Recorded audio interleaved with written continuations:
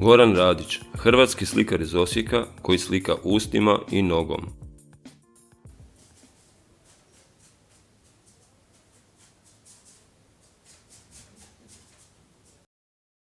Dolazak na svijet. Rođen sam 1974. godine u Bjelovaru, kao 100% invalid, rođen bez ruku.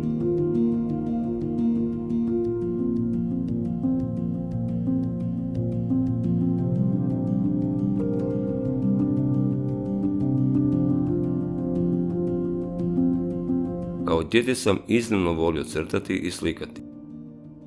To me je nekako najviše ispunjavalo i davalo snagu i volju za životom. Ja za sebe mogu bez imalo ustručavanja reći da crtam i slikam cijeli svoj život.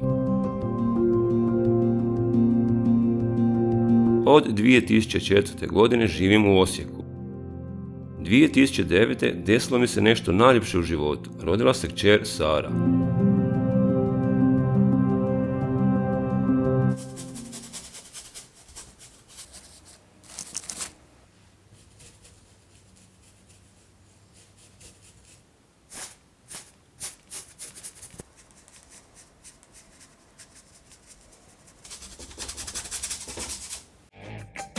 Srednjoškolski dani.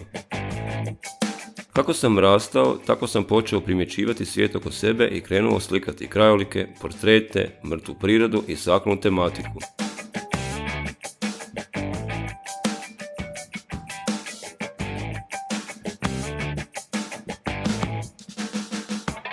Zbog znatiželja sam u srednjoj školi neko vrijeme koristio šampon za kosu i zubnu pastu uz akvarel i temperu. I došla je 1993. 4. razred srednje škole, kada sam imao svoju prvu samostalnu izložbu u hotelu Dubrovnik u Zagrebu. U međuvremenu sam imao još 5 samostalnih izložbi. U Zagrebu, Beču, Bjelovaru i Malom Lošinju.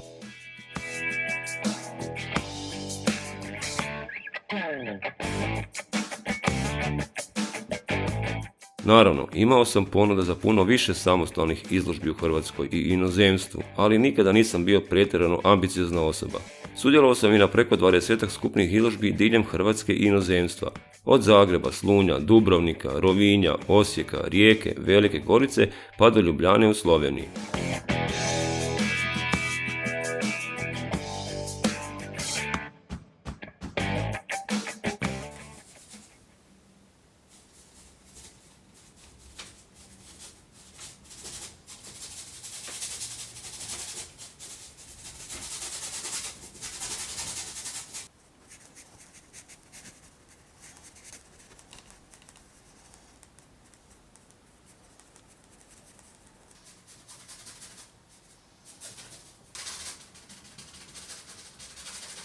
2000. godine sam odlučio otići u novi slikarski smjer.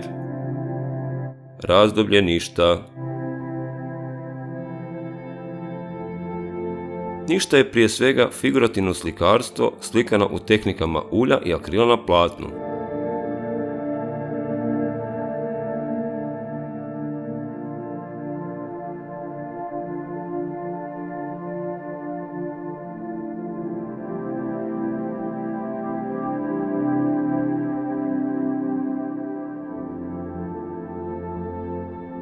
Ništa nipošto nema veze s pesimizmom. Naprotiv, ja sam vesela i optimistična osoba. Volim se igrati baš kao i malo dijete kad uzme boju i papir i neopterećeno krene slikati od srca i s puno mašte. Briga me za nečije mišljenje. Svatko je jedinstven i na svoj način doživljava ovaj svijet. Ja ne igram na sigurno da bih u svom stanju, pošto slikam ustima i nogom, nekoga zadivio. Ne, meni je važno ono što slikam, a ne način na koji to radim.